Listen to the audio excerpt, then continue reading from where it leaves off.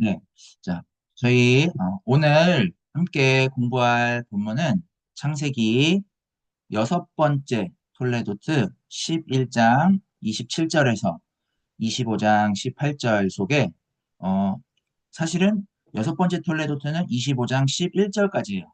그런데 우리가 여기 일곱 번째 톨레도트가 이 안에 포함이 되어서 25장 12절에서 18절 요 톨레도트가 함께 포함되어 있는데요. 우리가 오늘 이 본문까지 함께 공부를 하도록 하겠습니다. 그 중에서 이제 오늘 우리가 공부할 내용은 23장 1절에서 25장 18절인데요. 여기는 이제 아브라함의 신앙의 절정 이후에 성숙한 신앙이 갖고 있는 삶의 내용이 이 본문에 언급이 되어 있어요. 그러니까 이제 오늘 내용의 그 핵심은 뭐냐면 하나님에 대한 아브라함의 신앙이 이 땅의 그 삶에서 어떤 능력이 있느냐라는 것들을 지금 나타내 준다라고 보면 되겠습니다. 그 능력은 우리가 세상을 살아가는 데 필요한 능력과 어떠한 차이가 있는지, 그리고 신앙은 우리의 삶에서 어떤 의미이고, 동시에 우리의 삶을 어떻게 새롭게 할까? 또 성숙한 신앙은 우리의 삶을 어떤 방식으로 충족을 시킬까와 같은 부분들을 엿볼 수 있는 그런 부분이다 하겠습니다. 자, 아브라함은요, 이제 11장 27절에서 32절에 하나님을 도무지 알아볼 수 없는 그런 상태였었죠.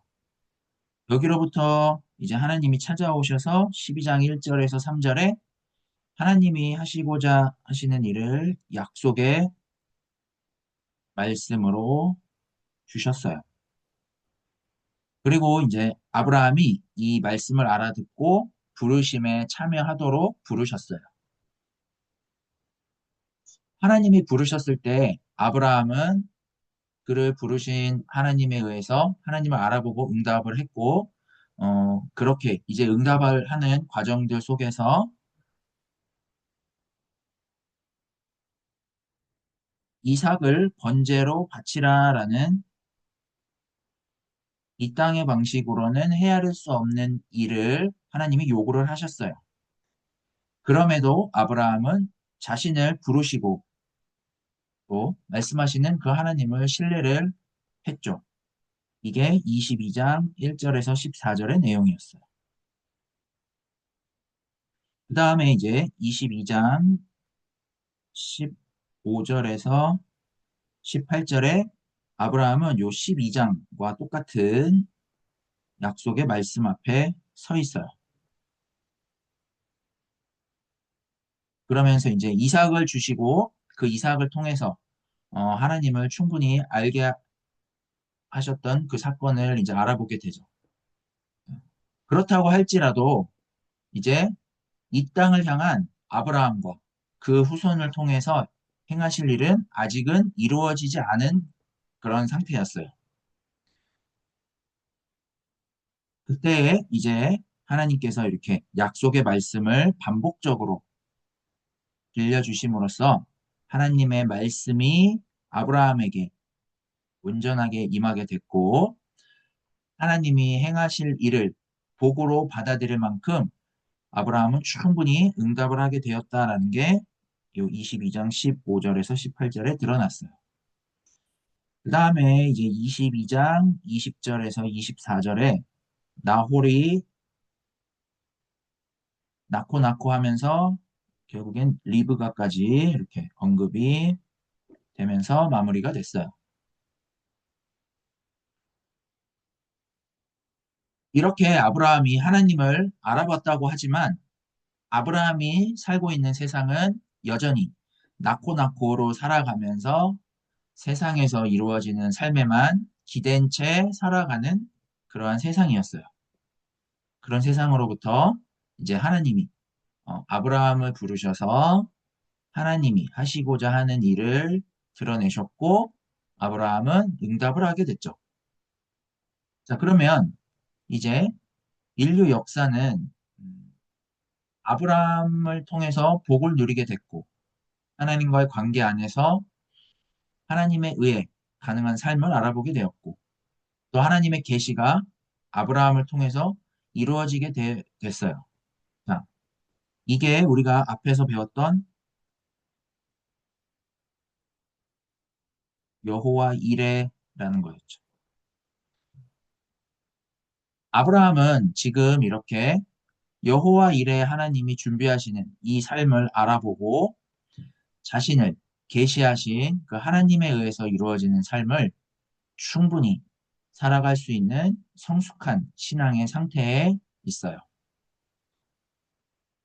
이렇게 성숙한 아브라함의 그 신앙의 상태는 이후에 펼쳐지는 하나님의 약속에 참여한 이 땅의 삶이 어떤 모습인지를 엿볼 수 있게 됐어요. 이를 통해서 본다면 오늘 본문은 우리가 하나님 앞에서 성숙한 신앙과 유치한 신앙이 무엇인지를 말해주고 있다 할 수가 있어요. 성숙한 신앙과 유치한 신앙이란 무엇일까요? 이게 무슨 말일까요? 우리가 세상에서 해결할 수 없는 당면한 문제가 있는데 그 문제를 하나님을 신앙함으로써 이루어지는 그 삶이 우리의 삶을 완전하게 하고 또 우리의 문제를 궁극적으로 해결하는 삶이기 때문에 하나님을 신앙을 한다고 할 수가 있겠죠. 우리가 신앙하게 된 이 여호와 이레의 요 하나님에 의해서 죽음이 극복되는 그런 삶을 알아보고 그 삶을 우리의 마음에 두고 이 땅에서 우리가 살아가는 육신의 삶을 내려놓을 수 있게 됐어요. 또 우리가 어찌할 수 없는 그 죽음 앞에서 우리는 절망하지 않고 오히려 죽음에서 건지시는 그 하나님에 의해서 우리 죽음이 극복이 됐어요. 그래서 우리는 이 땅의 삶이 단지 그냥 하나님을 알아보기 위한 필요 조건일 뿐이고 이 필요 조건들은 육신의 삶에 속해 있지만 어,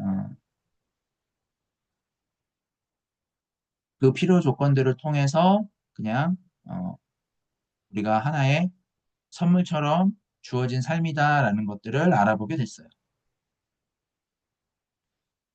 이렇게 우리가 하나님을 알아보면서 하나님에 의해서 이루어진 그 죽음이 극복된 온전한 생명을 바라고 살아가는 삶이 된다라는 사실을 우리가 알고 그런 삶을 살아가고자 하는 게 하나님을 신앙하는 삶이다라는 거예요.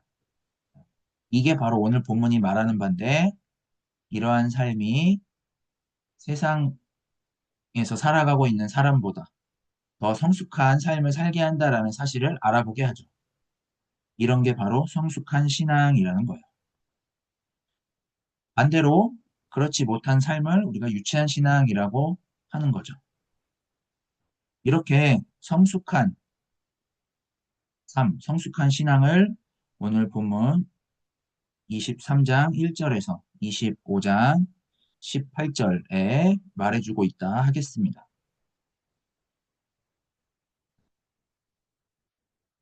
이제 오늘 본문에서 아브라함은 신앙의 여정을 통해서 자신을 부르시고 또 약속하신 하나님을 충분히 알아보고 그 약속이 이루어지는 삶을 살고자 했고 그런 삶이 이 땅에서 가장 성숙한 삶이었다라는 것을 알아보고 살아가고자 했고 그런 삶이 이제 이 땅에서의 가장 성숙한 삶이다라는 걸 23장 1절에서 20절에 사라의 죽음을 통해서 드러내고 있어요. 사라의 이 죽음 앞에서 아브라함은 그 하나님의 약속에 참여를 하면서 그 하나님의 약속이 이루어지는 삶을 살아가는 게 이 땅에서 맞이하는 죽음의 문제를 다루는 가장 성숙한 삶이 된다. 가장 성숙한 신앙이다. 라는 것들을 이제 보여줘요. 여기 23장 1절에서 20절은 이제 1절에서 4절, 그리고 5절에서 16절, 그리고 17절에서 20절의 이 세 부분으로 나눌 수 있어요. 우리가 이 본문을 통해서 아브라함의 삶에 배후가 있다라는 것을 엿볼 수 있어야 돼요. 그 배후는 뭐냐? 배후는 아브라함이 참여하고 있는 하나님의 약속에 대한 확실성이에요. 자, 요 하나님의 약속에 대한 이 확실성, 이거를 근거로 해서 이제 우리가 본문을 쭉 따라가 볼 거예요. 자, 23장의 내용들을 한번 확인을 하면서 가봅시다.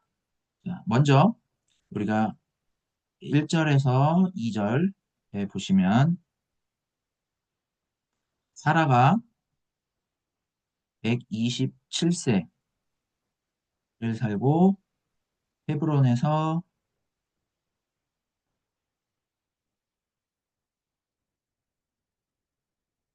죽음에라고 됐죠. 헤브론에서 죽었대요. 이렇게 사라가 죽으니까 이제 아브라함은 어떻게 반응을 했느냐면 아브라함은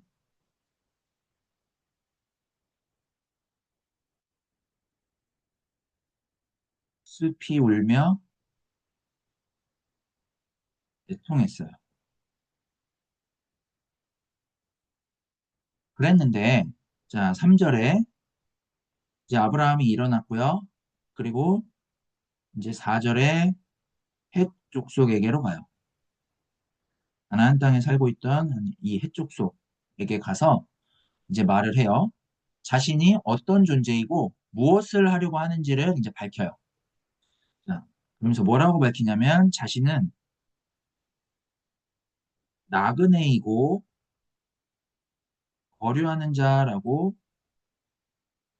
자신을 밝혀요. 그러면서 자신에게 매장지를 주어서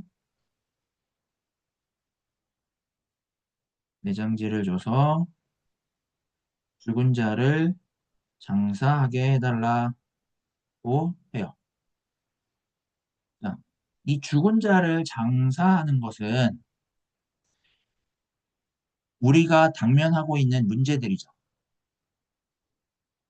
이 삶이 해결이 되어야 성숙한 삶을 살 수가 있어요. 자, 이 당면한 문제 앞에 아브라함과 헷 족속이 어떠한 삶의 모습을 보일까요?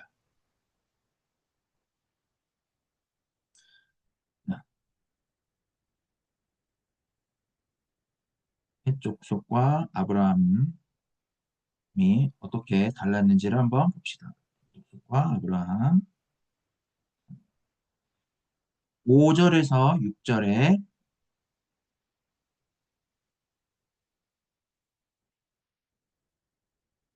헷 족속이 아브라함에게 자, 죽은 자를 장사하라 라고 했고요. 그리고 이제 7절에서 9절에 아브라함은 헷 족속의 에브론이라는 사람에게 막벨라 굴을 대가를 지불을 하고 그러니까 돈을 주고 지금 구입을 하려고 해요.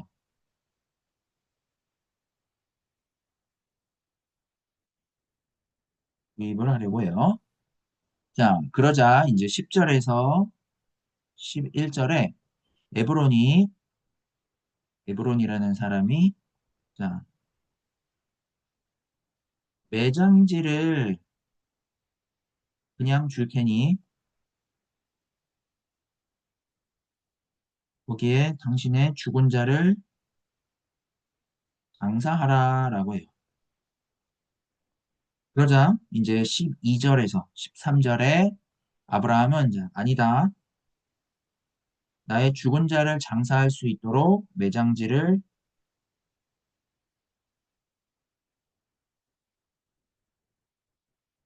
팔아라. 본문에는 사겠다라고 하는데 이게 매장지를 팔으라라는 말과 똑같겠죠. 자, 그러자 이제 14절에서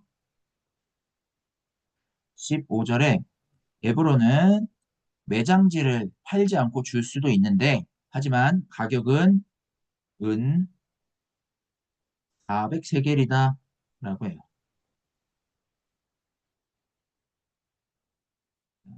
아브라함의 매장지 구입 비용이 이렇게 이제 책정이 됐어요. 은 400세겔. 자, 에브론이 불렀던 요 은 400세겔이라는 요 금액은 이제 당시를 연구하던 학자들에 의하면 시세보다 한 10배 정도 높은 가격이었다 그래요. 자, 그런데도 이제 아브라함은 16절에 상인들이 통용하던 그 은 400세겔을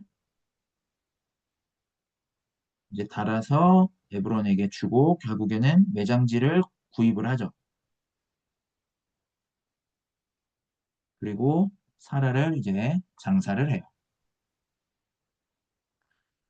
자, 여기까지 이제 드러난 해족속과 아브라함의 차이는 무엇일까요? 자, 해족속은 처음에 매장지를 그냥 가지고 가라라고 했다가 나중에는 돈을 받고 팔아요. 해족속이 아브라함에게 왜 매장지를 그냥 주려고 했을까요?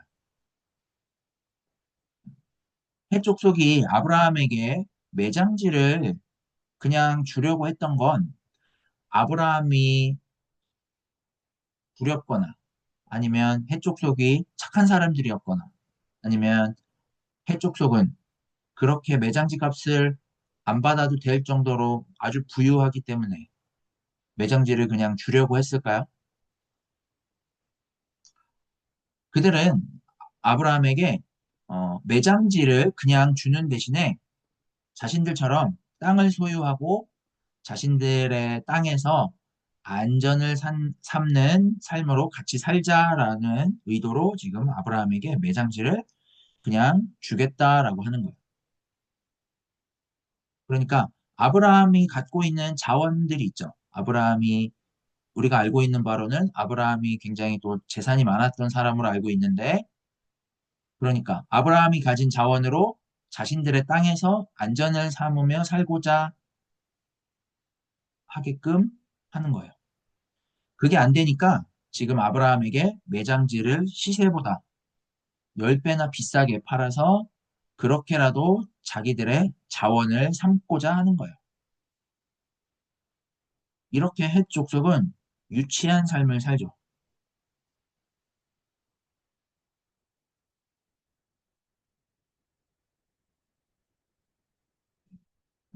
헷 족속은 유치한 삶을 살아요.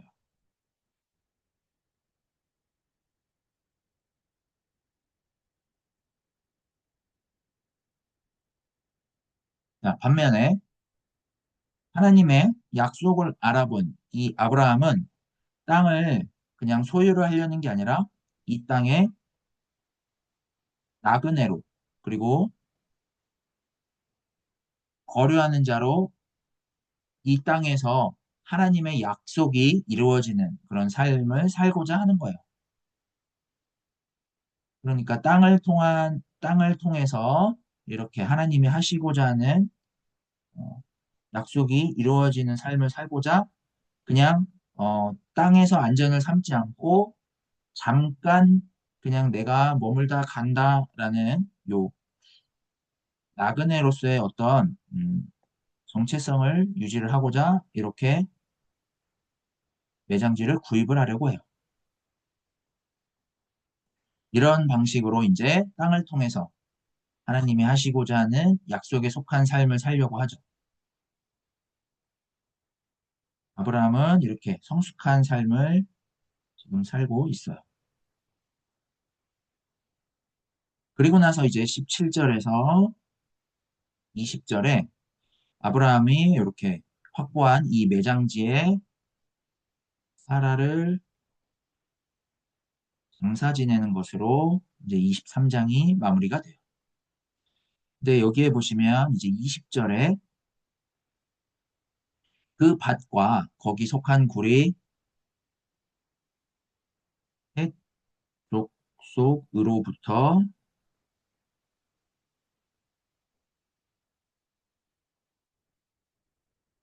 아브라함이 매장할 소유지로 확정되었더라라고 해요. 자, 이 말이 무슨 말일까요? 해쪽 속으로부터 아브라함이 매장할 소유지로 확정되었다. 자, 이 말은 지금 우리가 본 것처럼 해쪽 속은 땅을 소유하고 땅에서 이루어지는 그 삶을 살아가고자 했지만 아브라함은 그렇지 않고 땅의 방식이 아닌 땅을 나그네로 대하면서 하나님의 약속에 근거한 삶으로 세상을 대하고 있다라는 사실을 이렇게 확정했다라는 거예요. 그러니까 아브라함은 하나님의 약속에 근거한 삶을 아주 정확하게 하였고 그 삶이 아주 분명히 드러났다라는 것을 지금 20절과 같이 이렇게 표현을 해요. 우리가 살아가는 지금의 이 세상은 죽은 자를 장사할 수밖에 없는 그런 무덤 같은 곳이죠. 이걸 알아본 아브라함은 사라의 죽음 앞에서 슬피 울면서 애통할 수밖에 없었어요. 그렇게 슬피 울고 애통할 수밖에 없는 이런 세상은 과연 쓸모가 없는 세상일까? 이런 무덤 같은 세상에 하나님이 어떻게 대하실까? 자, 이러한 세상에서 하나님은 아브라함을 부르셨고 죽음이 극복되는 삶을 알아보게 하셔서 이 무덤 같은 이 세상에 하나님이 보시기에 좋은 세상, 즉 에덴 동산으로 거듭날 수 있도록 대하셔요. 그러니까 이 세상은 이렇게 불임하고 죽음으로 끝날 수밖에 없고 죽은 자를 장사할 수밖에 없는 그런 곳이지만 이렇게 무덤 같은 세상에 아브라함에게는 하나님에 의해서 죽음과 불임이 극복된 영원한 생명에 이르는 삶이 약속되어 있다라는 사실을 알아보았기 때문에 슬픔을 거두고 헷 족속에게 가서 그 하나님의 약속이 이루어질 때까지 나그네로서 이 땅의 죽음의 문제를 처리할 수 있도록 지금 매장지를 구하려고 하는 거예요. 이렇게 아브라함은 하나님 약속에 근거한 삶으로 성숙한 이런 삶을 살아요.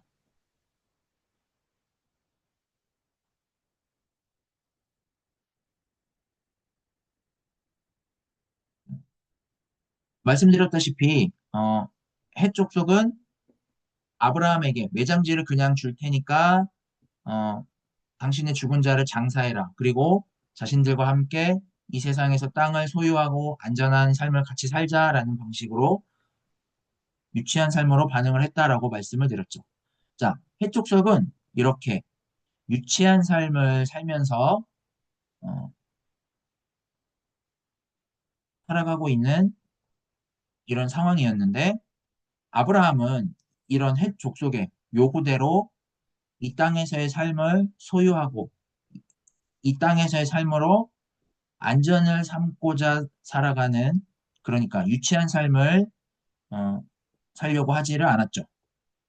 그리고 그 땅에 이제 하나님의 약속이 이루어지는 삶으로 받아들이고자 그렇게 살아가고 있는 아브라함의 태도가 이렇게 지금 7절에서부터 9절 말씀을 통해서 이렇게 드러나고 있어요.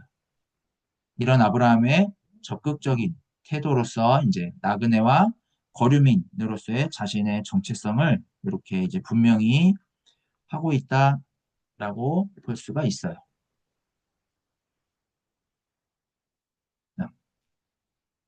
이 해적 속이 보기에는 아브라함이 세상 물정을 모르는 사람처럼 보일 수밖에 없었겠죠. 왜냐하면 죽은 자를 장사할 무덤 한 평도 없는 그런 나그네로서 살아가고자 하니까 너무 이 사람 세상을 모르는 좀 어리석은 사람이라고 생각을 했을 거예요. 세상은 그냥 그래도 죽어서 묻힐 정도의 땅은 내가 확보하고 살아야 되지 않을까라는 것처럼 자신의 어떤 무덤을 확보하기 위해서 온갖 방법으로 유치한 삶을 살아가죠. 아브라함이 처해 있는 세상이 그랬어요.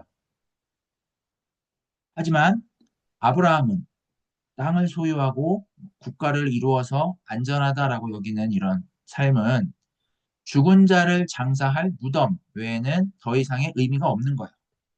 그래서 아브라함은 사라의 죽음 앞에서 슬피 울고 애통했지만 그런 자신의 과거에 매몰되지 않아요. 그가 불임하고 있을 때 대했던 세상이나 그런 세상에서 자신이 당했던 일들로 세상을 바라보고 또 슬퍼하고 애통하는 일을 겪게 되는 이런 세상에서 아브라함은 절망하거나 아니면 그런 일을 당하지 않기 위해서 온갖 인간적 방편을 마련하고자 하지 않았어요. 아브라함이 그런 실수들을 계속 많이 저질러 왔죠. 그렇지만 이제는 아브라함이 그런 방편을 마련하지 않고 이 무덤 같은 세상에서 오직 그 하나님의 약속을 바라는 성숙한 삶을 살겠다라는 신앙적 태도를 갖고 살아가고 있다라고 우리가 볼 수가 있겠죠. 자, 이제 아브라함은 하나님에 의해서 새로워진 미래를 이렇게 받아들여요.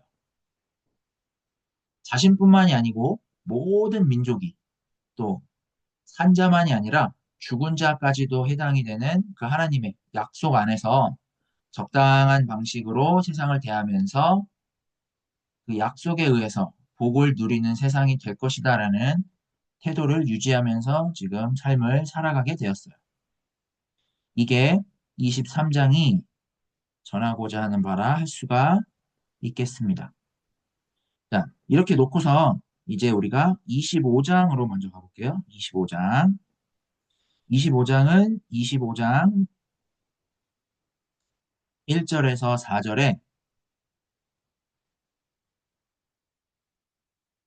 아브라함의 후처 그두라의 자손들이 쭉 언급이 되어 있어요.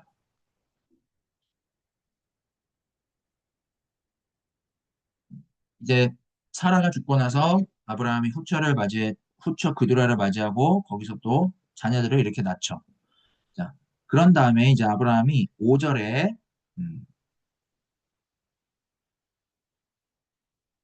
5절에 이삭에게 자신의 모든 소유를 주었고라고 되어 있고요. 자, 그리고 이제 6절에 여기 1절에서 4절에 언급되었던 그 서자들, 자기의 서자들에게도 재산을 주었다라는 언급을 해요. 자, 여기 보시면 자, 모든 어떤 소유나 재산을 주었다라고 했는데 이게 무슨 차이가 있을까요?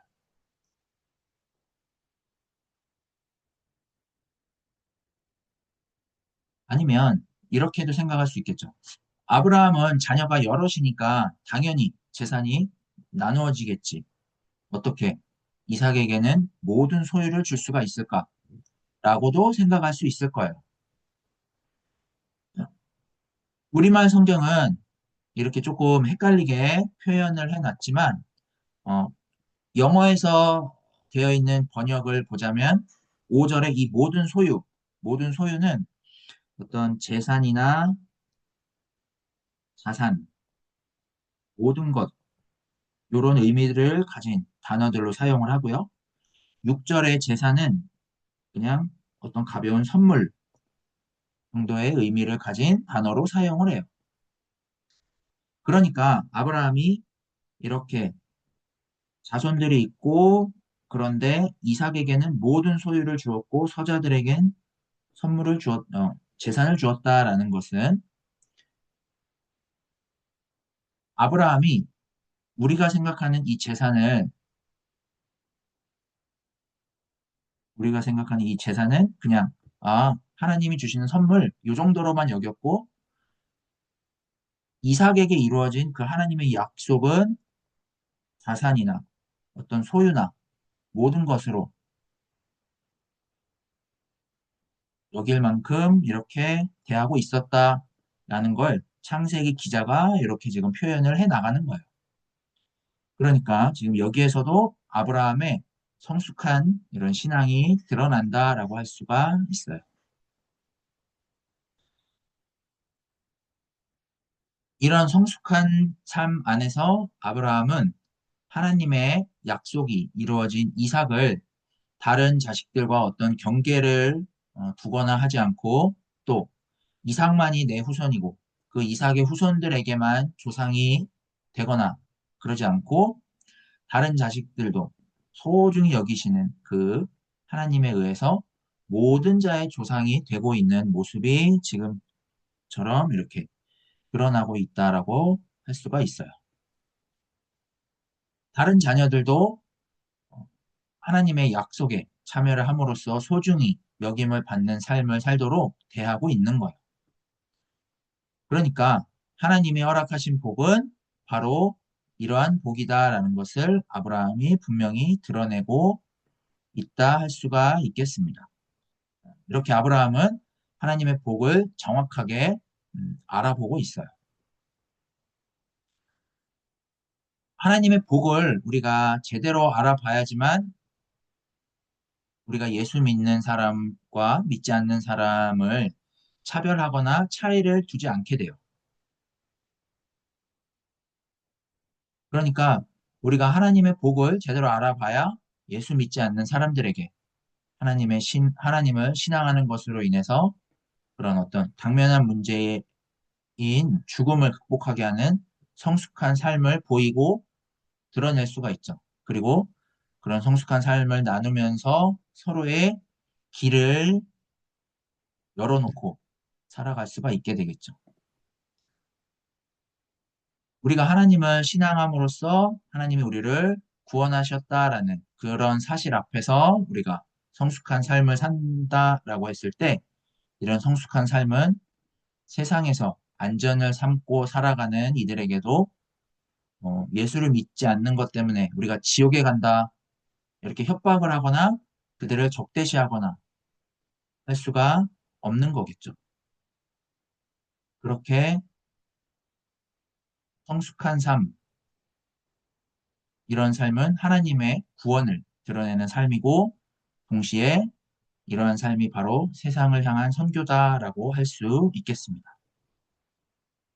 네. 자, 어쨌든 이렇게 되어 있고요. 이제 25장 7절에서 11절에 아브라함의 죽음이 나타나요. 아브라함의 죽음. 그래서 이제 여기 보시면 7절에서 8절에 아브라함이 죽고요. 그 다음에 9절에서 10절에 이삭과 이스마엘이 아브라함을 막벨라 굴에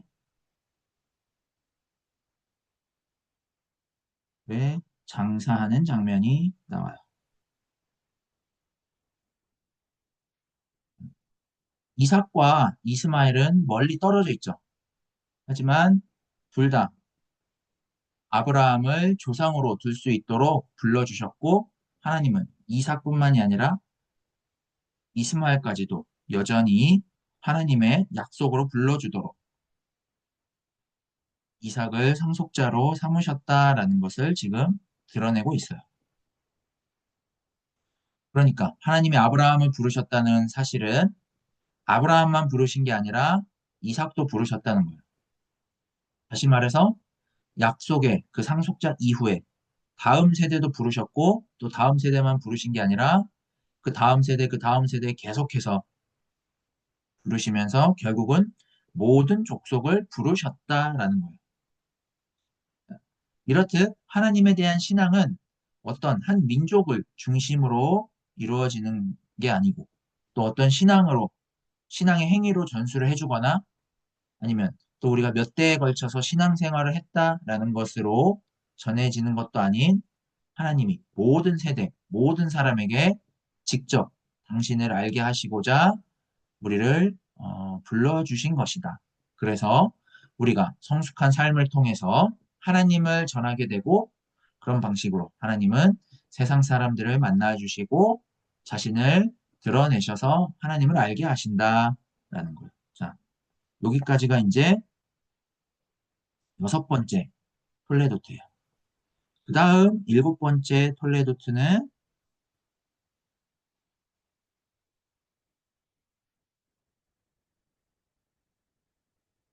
25장 12절에서 18절까지인데 이게 여섯 번째 톨레도트 안에 들어가 있다라고 말씀을 드렸죠. 자, 여기에는 이스마엘의 족보가 언급이 돼요.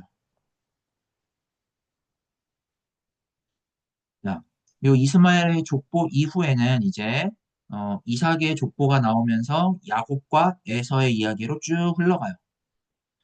자, 이 이스마엘의 족보가 아브라함의 이 신앙 이야기에서 아브라함의 그 약속의 후손들의 이야기 사이에 들어가 있는 이유가 뭘까요?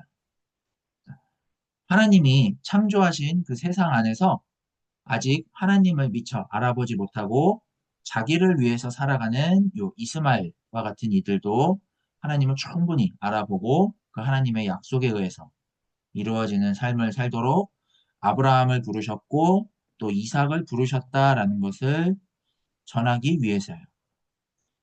그러니까 이스마엘처럼 살아가는 사람들을 하나님께로 부르시기 위해 아브라함과 이삭을 부르셨다라는 사실을 알아보고 창세기에 그 신앙 공동체가 처했던 것처럼 어떤 민족주의나 혈통주의나 아니면 국가주의나 성전주의나 율법주의에 떨어지지 않도록 하나님을 하나님으로 알아보고 그 하나님에 의해서 이루어지는 삶을 살아감으로써 모두를 불러주신 그 하나님을 바라고 신앙하고 우리의 삶이 하나님께서 모두를 불러주신 삶을 대변하는 삶을 살도록 불러주셨다라는 사실을 전하고자 이렇게 기록이 되었다 하겠습니다.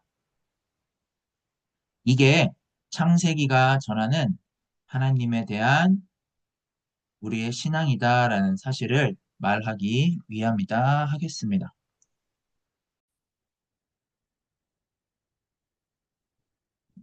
어, 이렇게 우리가 이제 23장과 25장 1절에서 18절까지를 살펴봤고요.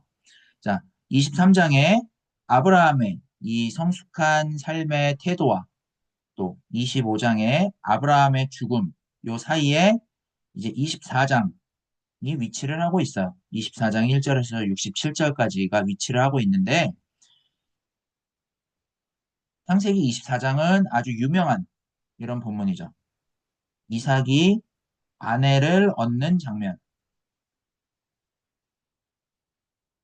요게 지금 24장이에요.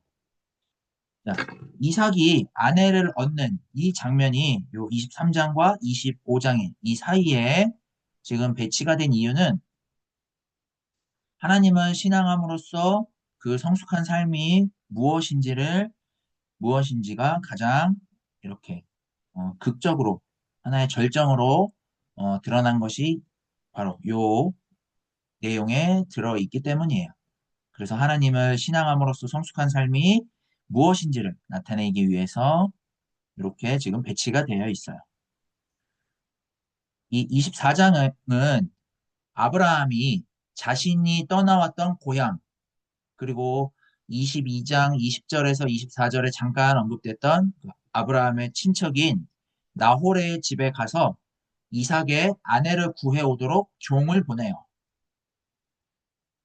그 아브라함의 종은 가서 이제 아브라함의 친족이자 이삭의 아내가 될 리브가를 만나게 돼요. 그리고 이제 리브가의 집으로 가서 리브가의 친지들과 대화를 나누고 그리고 종이 이제 리브가를 데려오는 이런 장면이에요. 그리고 이제 이삭이 리브가를 아내로 맞이하는 이런 내용들이 이제 24장에 담겨 있죠. 자, 이 24장도 쭉 읽으면서 우리가 확인을 해 나갈 건데요. 이게 내용이 길기 때문에 한번 네, 그냥 좀 자세히 볼 수 있는 부분은 자세히 보고 간단하게 볼 수 있는 부분은 간단하게만 보도록 하겠습니다. 자, 먼저 24장 1절에 아브라함은 나이가 많아 늙었고, 자, 근데 지금 아브라함의 이제 상태가 여기에 드러나죠. 여호와께서 그에게 범사에 복을 주셨더라라고 되어 있어요. 아브라함은 이렇게 지금 복을 누리고 있는 상태죠. 자, 아브라함이 누리고 있는 이 복은 무엇일까요? 아브라함이 누리고 있는 이 복은 하나님의 약속으로 불러주시고 하나님의 이 약속에 불러주시고 하나님의 이 약속에 참여함으로 누리게 되는 이런 복이죠. 그러니까 1절에 이 여호와께서 아브라함에게 복을 주셨다라는 이 말은 그냥 아브라함에게 주셨다라는 게 아니라 아브라함의 복이라고 할 수 있는 이 하나님의 약속에 참여하는 충분한 삶을 아브라함이 살고자 했더라라는 거예요. 그러니까 여기에도 지금 아브라함의 상태를 다시 한번 나타내주고 있죠. 아브라함은 하나님의 약속에 참여하는 삶을 살고 있는데 이 가운데에 선택한 삶이 이제 2절에서 4절에 드러나요. 자, 2절에서 4절에는 어떤 내용이 나오냐면 종에게 이제 자신의 허벅지 밑에 손을 넣고 맹세하게 해요. 그러면서 이제 뭐라고 말을 하냐면 가나안 족속의 딸들 중에서 나의 아들을 위하여 아내를 선택하지 말고 음, 여기에서 아내를 선택하지 말고 내 고향 친척 족속에게로 가서 내 아들 이삭을 위하여 아내를 택하라 라고 이야기해요. 자, 요게 무슨 차이일까요? 가나안 족속 사람이나 아브라함이 부름받기 이전에 고향 친척 아버지 집에 있을 때 그 아브라함이나 똑같단 말이에요. 하지만 이 아브라함의 선택의 초점은 뭐냐면 가나안 족속 사람들처럼 땅을 소유하는 방식으로 안주하는 그런 삶이 아니라 하나님의 약속에 참여하기 위해 부름받은 상속자가 아내를 삼고 그 아내도 하나님 함께 하나님의 약속에 참여하기를 바라는 이 약속의 가정을 이루는 데에 지금 초점이 맞추어져 있어요. 그러니까 내 고향 친척 족속에게로 가서 내 아들 이삭을 위하여 아내를 택하라라는 말은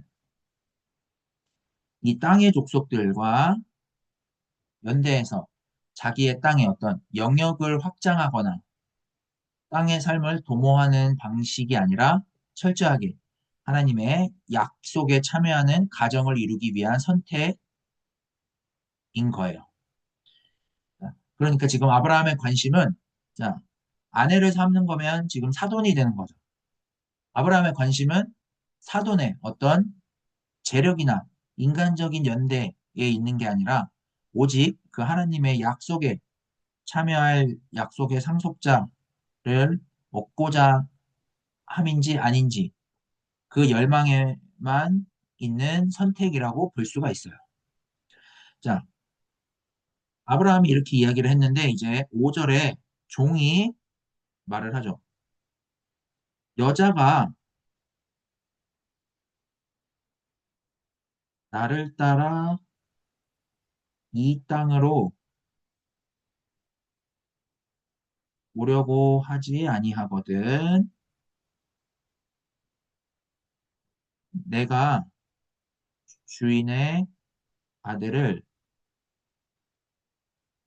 주인이 나오신 땅, 그러니까 고향 친척 아버지 집이죠. 땅으로 인도하여 들어가리까, 인도하여 들어가리까, 라고 해요. 자, 당시에 이제 혼례는 신랑이 얼마나 재력이 있는지를 보여주고 그런 다음에 혼례를 치르는 이런 방식이었어요. 그러니까 뭐 요즘 한국의 혼례 과정과도 매우 흡사하다고 볼 수 있겠죠? 자, 아무튼 종은 이렇게 그들이 어떤 요구 조건을 요구를 한다면 어떻게 할까요? 라고 지금 이렇게 5절과 같이 물어보고 있는 거예요. 자, 그러자 이제 아브라함은 6절에 내 아들을 그리로 데리고 들어가지 아니하도록 하라 하고요. 그 다음에 7절에 여호와께서 나를 내 아버지의 집과 고향 땅에서 떠나게 하시고 내게 맹세하여 이르시기를 이 땅을 내 씨에게 주리라 하셨으니 그가 그 사자를 너보다 앞서 보내실지라 라고 이야기를 해요. 자, 아브라함은 이제 하나님이 자신을 하나님의 약속으로 어떻게 인도하셨는지를 경험을 했죠. 그 경험에 근거를 해서 이제 종을 보내요. 자, 지금과 같은 방식으로 이제 아내를 얻어오게끔 하죠. 지금처럼 아내를 얻어오는 이 과정을 아브라함은 그 사자를 너보다 앞서 보내실지라 라고 굳게 믿고 확신을 해요. 자, 이걸 다른 말로 형통이라고 하죠. 하나님의 약속에 참여하는 그 약속의 가정을 이루고 살아가는 삶을 하나님이 예비하실 것이다 라는 신뢰를 보이는 게 바로 형통이라고 할 수가 있어요. 자, 이게 우리가 지난주에 배웠던 여호와 일의 의 삶과 일맥상통하는 거겠죠. 그러면서 이제 8절에 만일 여자가 너를 따라오려고 하지 아니하면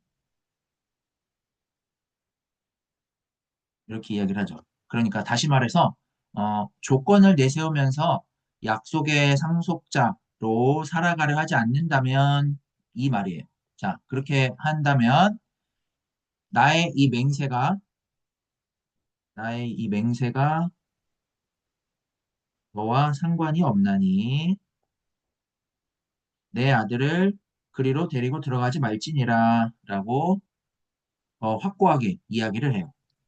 자, 그러자 이제 9절에 종이 이제 맹세를 하죠. 그렇게 하겠다라고 맹세를 해요. 그러니까 지금 6절에서 8절까지 여기에서 아브라함은 자신의 그 신앙적인 태도를 분명히 해요.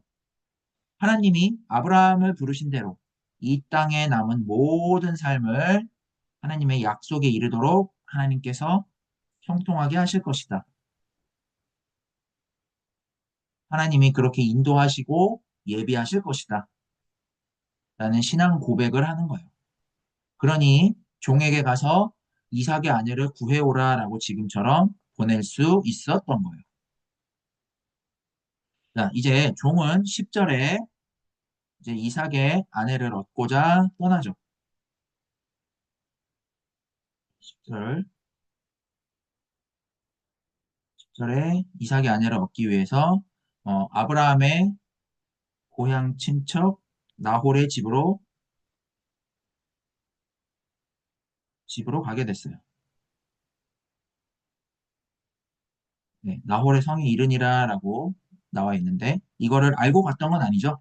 어쨌든 가다 보니까 이렇게 가게 됐는데 자, 나홀의 집으로 가게 됐고요. 그리고 나서 이제 11절에 낙타를 성박 우물 곁에 올렸으니 이때가 자, 저녁 때래요. 근데 이 저녁 때는 여인들이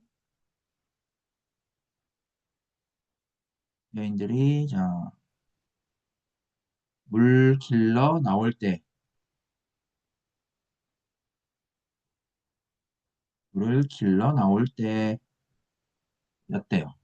자, 이렇게 어떤 극적인 사건을 이제 서술을 하고 12절에 종이 기도를 해요. 하나님의 약속에 참여한 아브라함은 자신의 모든 삶을 하나님이 형통케 하실 거다라는 확신을 했어요. 하지만 종은 아직 이걸 모르기 때문에 하나님의 약속에 참여한 이 약속의 과정을 하나님이 어떻게 형통하게 하시고 인도하시는지를 경험을 해야겠죠. 그래서 12절에 이제 뭐라고 기도를 하냐면 우리 주인 아브라함의 하나님의 하나님 여호와여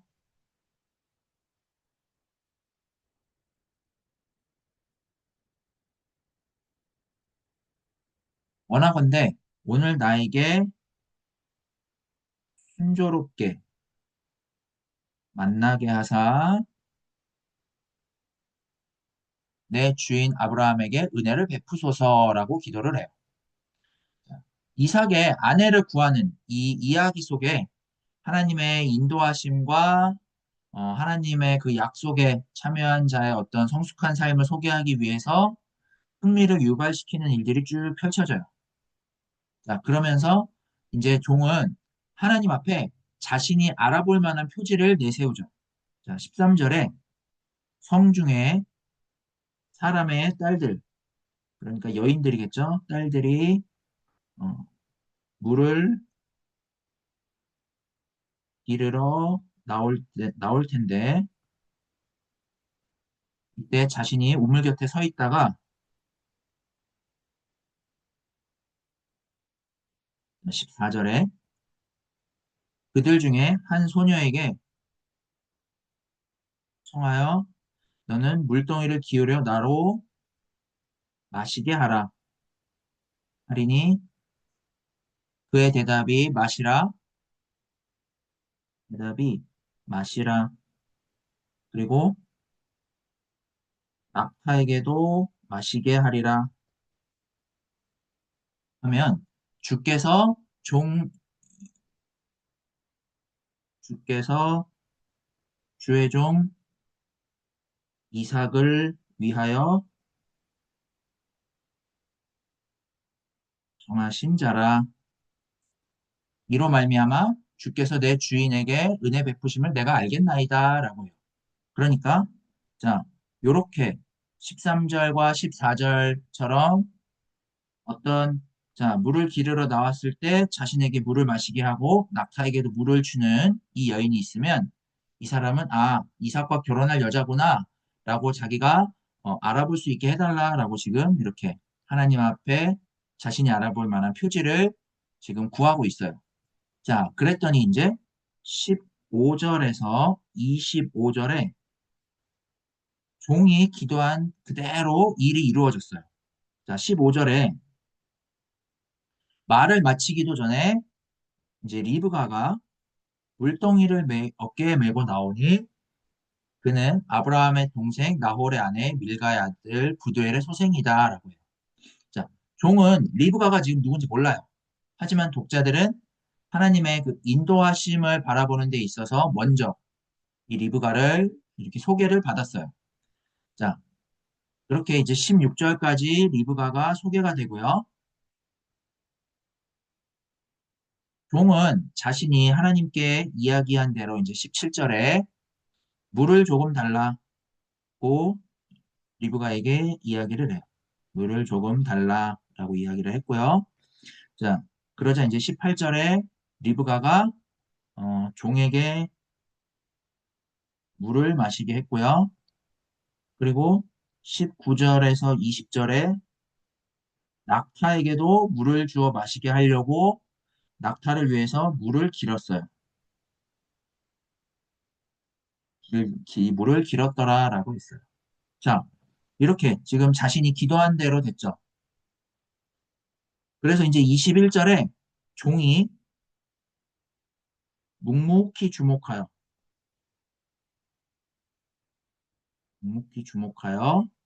여호와께서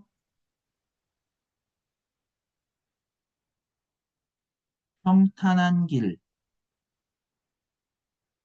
주신 여부를 알고자 했어요. 하나님이 이렇게 평탄한 길, 그러니까 다시 말해서 여기에서 우리가 봤던 어떤 형통한 길을 주신 여부를 알고자 물어요.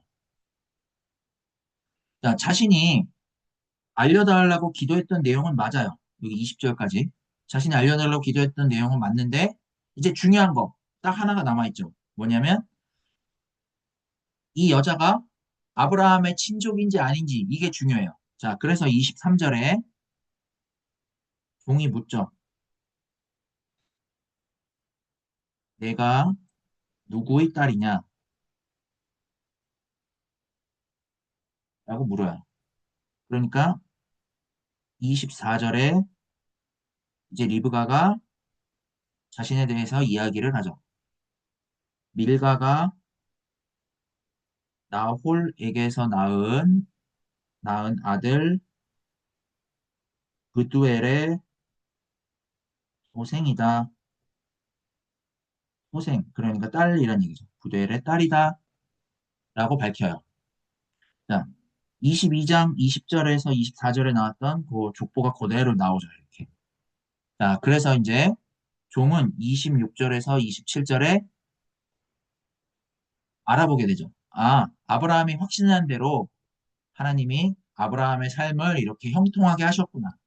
이렇게 하나님이 인도하셨구나라는 걸 이제 26절에서 27절에 종이 알아보게 돼요. 그래서 여기에서 이제 여호와께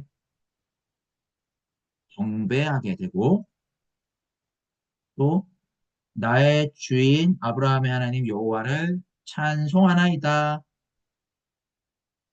라고 이야기를 해요. 그러면서 이제 나의 주인에게 주의 사랑과 성실을 그치지 아니하셨으며 라고 이렇게 표현을 한 거예요. 이처럼 하나님의 약속은 아브라함과 이삭뿐만이 아니라 모두가 하나님의 복을 알아보고 누리게 하시고자 하는 것이다라는 사실을 종이 지금 이삭의 아내를 구하는 과정을 통해서 이렇게 하나님의 복을 알아보게 됐어요. 하나님의 약속은 이렇게 모든 사람을 향해서 이루어지는 것이다라는 사실을 이런 방식으로 지금 보여주고 있어요. 자, 그리고서는 이제 28절에서 33절에 보시면 자, 28절에 이제 소녀가 달려가서 이 일을 어머니 집에 알리고 라고 했어요. 그러니까 이 종과의 사이에서 벌어졌던 요 모든 일들을 이제 알린 거죠. 그러니까 이렇게 알렸고요. 이제 29절에 그의 오라비 라반을 만나는 장면이 나와요. 그리고 이제 라반을 만나서 종이 여전히 이제 밖에 서 있으니까 이 라반이 31절에 종을 안으로 들어오게 하고요. 그리고 32절에서 33절에 음식을 내어주면서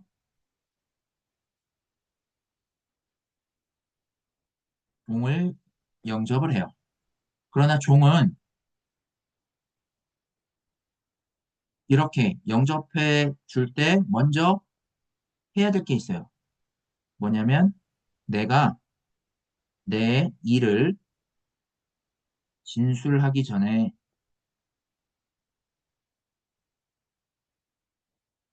먹지 아니하겠나이다 라고 해요. 자, 지금 종은 하나님의 약속에 참여한 이 약속의 가정이 상속자를 얻고자 할 때 그 하나님의 약속에 참여하는 방식으로 살고자 한 아브라함을 어떻게 형통하게 하셨는지 그리고 그게 어, 리브가를 아내로 삼는 방식으로 어떻게 드러나고 있는지 그 사실을 먼저 지금 종은 전하고 싶은 거예요. 그래서 이제 34절에서 48절에 그렇게 하나님이 종을 통해서 알아보게 하신 내용들을 회상을 하죠. 그러니까 이 과거를 회상을 하게 해요. 그래서 이제 34절에 자신을 아브라함의 종이라고 소개를 하면서 이제 아브라함이 어떠한 삶을 살고 있는지를 소개를 해요. 35절에 여호와께서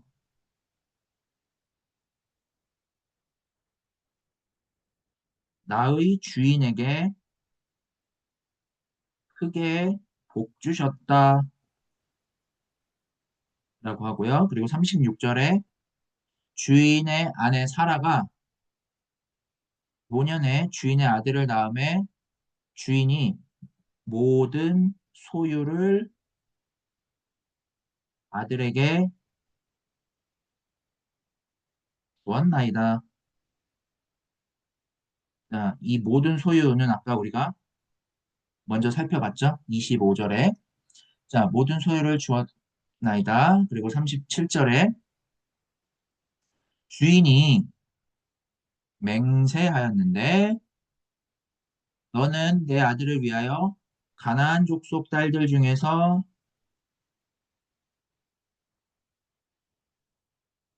아내를 택하지 말고 그리고 38절에 내 아버지 집, 내 족속에게 가서 아들을 위해 아내를 택하게 하기로 하면서 이제 과거에 있었던 일을 이야기를 하고요. 여자가 만일 따르지 아니하면 이제 40절에 내가 섬기는 여호와께서 그의 사자를 너와 함께 보내어 내게 평탄한 길 하나님께서 예비하신 길을 주시리니 너는 내 족속, 내 아버지 집에서 내 아들을 위하여 아내를 택할 것이다. 라고 이야기를 해요. 그리고서는 이제 42절에 내가 오늘, 내가 오늘 우물에 이르러 말하기를 내 주인 아브라함의 하나님 여호와여 내가 행하는 길에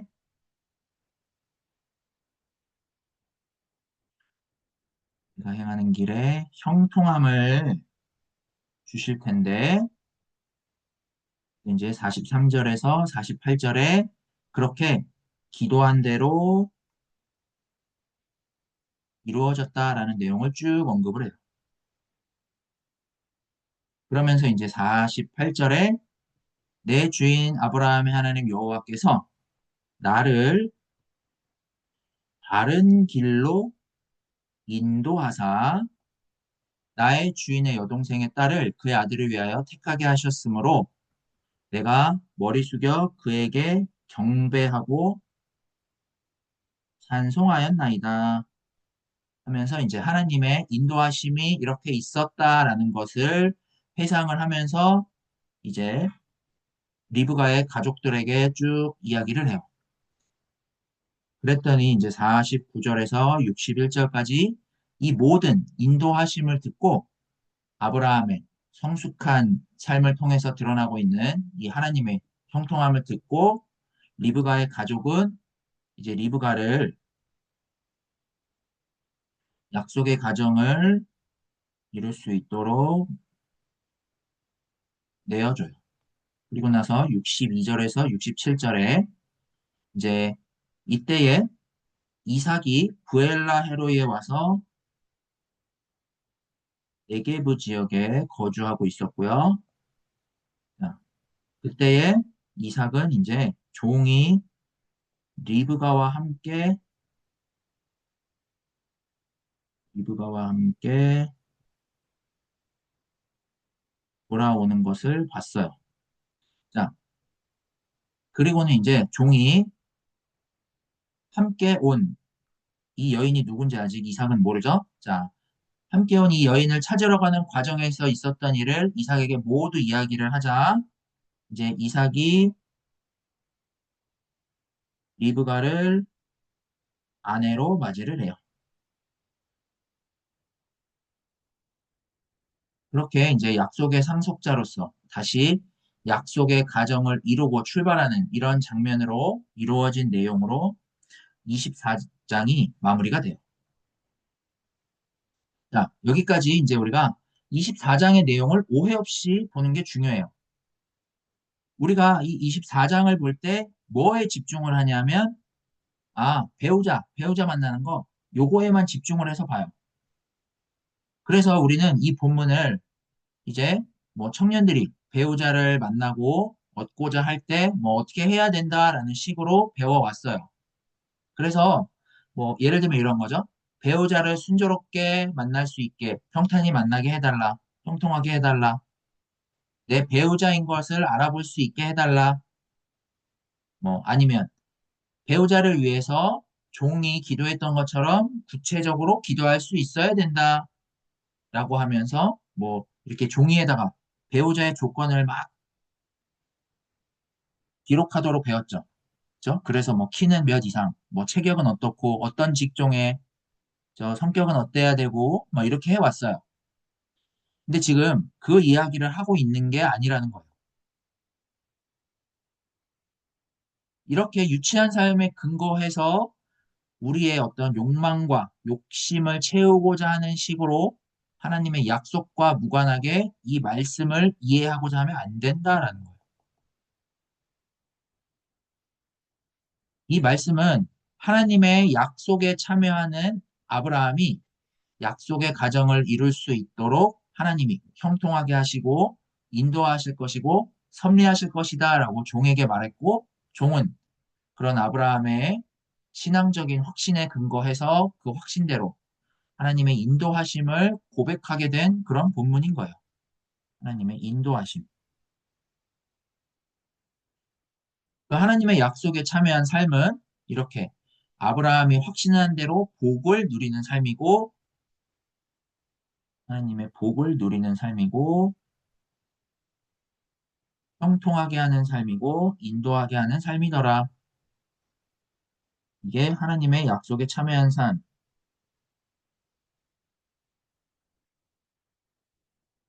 이런 삶이더라. 라는 데에 이제 초점을 두고 이 본문을 봐야 되는 거예요. 그러니까 아브라함의 이 모든 이야기는 종의 이 회상을 통해서 들려주고 있는 그 이야기를 통해 하나님이 더욱 그 하나님의 약속에 참여하도록 불러주시기 위해서 우리 가운데 함께 하셨고 인도하셨다라는 고백을 하게 되죠. 여기에 근거해서 이제 우리도 하나님의 약속에 참여하고자 했던 그 삶의 과거의 기억을 갖고 우리가 돌아보니까 내 모든 삶이 부정적인 경험이었던 긍정적인 경험이었든지 간에 그 속에서 하나님이 인도하셨음을 우리가 고백을 해요. 그리고 현재 내가 하나님의 약속을 알아보기까지 가장 형통한 삶이었구나라는 것을 알아보게 돼요. 그러니까 우리는 앞으로도 어떤 게 하나님의 인도인지, 하나님이 형통케 하심인지를 알아볼 수 없어요. 하지만 내가 하나님의 약속에 참여하고자 했을 때 하나님의 의해서 이루어지는 영생이라는 삶을 우리가 분명히 알아보고 참여하는 이 모든 삶에서 내 모든 삶이 하나님의 인도하심이고 형통하심이고 하나님의 은혜의 복이고 그럼으로써 영생을 얻게 된다라는 것을 신뢰하는 가운데 살아가게 된다라는 거예요. 이게 하나님의 약속에 참여한 가장 성숙한 삶이라 할 수 있겠습니다. 그러면 우리에게 유치한 삶은 뭘까요? 우리에게 유치한 삶은 너의 믿음대로 구체적으로 상상하고 이미지를 그리면서 기도하면 그대로 이루어진다. 내 입을 넓게 열라 내가 채우리라 라고 하죠. 자, 이렇게 미리 하나님의 인도하심이 어떤 건지 그 형통함을 미리 이 세상에 속한 방식으로 내가 원하는 방식으로 정해놓고 아니면 하나님으로부터 피하고 싶은 그런 삶들을 정해놓고 나서 하나님을 신앙하는 그 행위들을 통해서 우리가 기대하는 삶을 바래요. 그러다 보니까 이제 하나님은 하나님의 약속에 이르는 삶을 우리에게 살게 하셨는데도 불구하고 우리는 그 삶을 받아들이지 못하고 그냥 세상에서 피상적인 삶을 살아갈 수밖에 없게 되는 거예요. 이걸 다른 말로 우상숭배, 기복신앙이라고 하죠. 우상숭배, 기복신앙이라고 해요.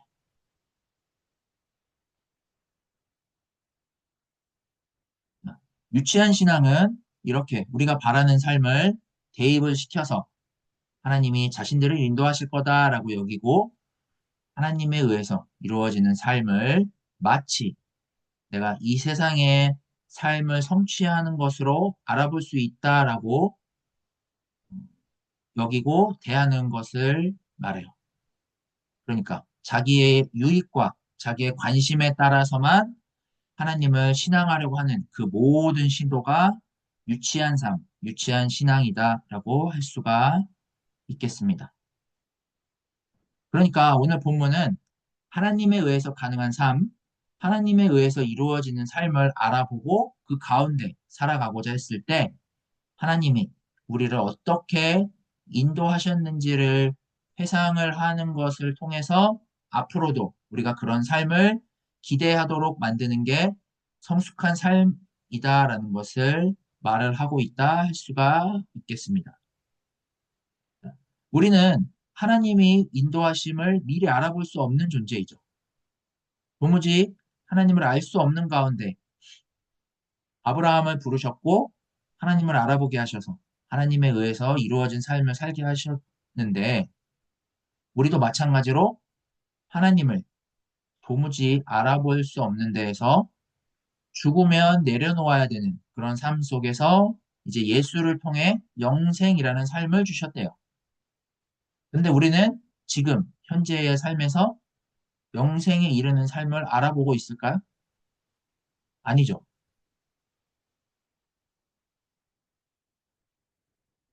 그 영생에 이르는 삶은 우리가 하나님과 함께 하는 것을 통해서 우리가 알아보고 고백하고 살아가는 그 과정들을 통해서 알아가게 되는 거지. 우리가 이것을 영생이 이거다라고 미리 알아보고 우리가 살아갈 수 없다. 영생에 이르는 삶이 이거다 저거다라고 우리가 할 수 없단 말이죠. 우리가 이런 영생에 이르는 삶을 살고자 하는 이 삶을 통해서 내가 회상을 할 때 하나님이 어떻게 함께 하시고 인도하셨는지 알아보고 내 삶을 하나님에 의해서 이루어지는 그 영생의 삶을 알아보고 살게 하셨는지를 고백을 하게 돼요. 그래서, 아, 이렇게 하나님이 함께 하시고 그럼으로써 내 모든 삶에 하나님이 주시고자 하는 그 영생에 이르는 삶을 주셨구나 하는 그런 사실을 깨닫고 이제 앞으로 내가 살아가는 삶을 어떻게 살아야 할지는 정확하게는 모르겠지만 영생에 이르는 삶을 알아보고 우리가 그 가운데에서 이제 살아가고자 했을 때 나의 모든 삶이 하나님의 함께 하심을 통해서 확인되고 드러나는 그런 하나님의 선물로서의 삶을 살게 된다 하겠습니다. 이게 바로 성숙한 신앙이더라라는 거예요. 이렇게 오늘 본문은 우리로 하여금 이 하나님의 약속에 참여한 성숙한 신앙이 무엇인지 알아보게 하고 이 성숙한 신앙은 세상에서 어떤 뭐 세상을 대할 때 어떤 냉소주의나 낭만주의로 대하지도 않고요.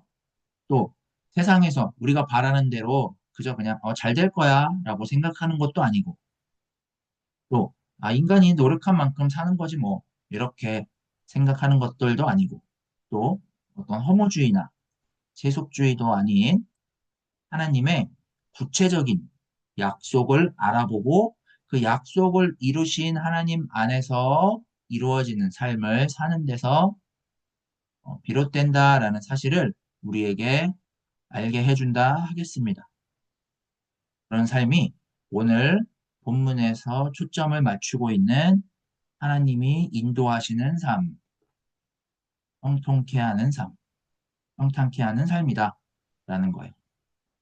그 삶이 하나님의 은혜가 임하는 삶이고 그게 우리의 성숙한 신앙의 삶이다 할 수 있겠습니다.